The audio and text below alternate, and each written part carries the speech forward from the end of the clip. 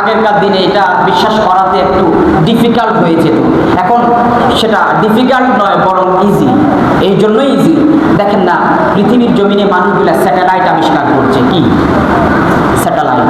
সেই স্যাটেলাইটের মাধ্যমে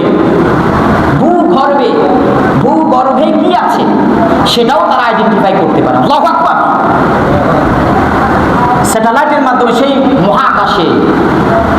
মহাকাশে স্যাটেলাইট ফিট করলো, সেই স্যাটেলাইটের মাধ্যমে দুনিয়াতে কি হচ্ছে, জমিনে কি হচ্ছে, ভূগর্ভে কি হচ্ছে সেটাও তারা আইডেন্টিফাই করতে পারে। মানুষ যদি এই জিনিস আবিষ্কার করতে পারে, আর যিনি মানুষের স্রষ্টা তিনি কি না পারেন? সবকিছুই পারেন। এই জন্য আল্লাহ পাক বলেন, ইদিয়া তালাক্কাল মুতালাক্কিয়ানি আনিল ইয়ামিনি ওয়া আনিশ শিমালি কাঈদ। তোমার ডানে এবং বামে দুইটা স্যাটেলাইট আমি ফিট করে দিলাম, দুইজন ফেরেশতা আমি ঢুকিয়ে রাখলাম, যেই ফেরেশতারা সব সময় তোমাকে মনিটরিং করে। সুবহানাল্লাহ।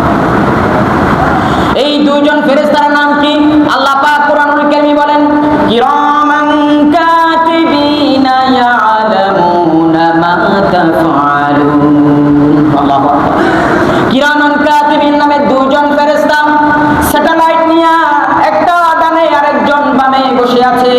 বান্দা কি করে কি না করে, ভালো করে নাকি মন্দ করে, সব কিছুই তারা রেকর্ড করছে। আল্লাহ। এই জন্য বাঁচার কোনো উপায় নাই।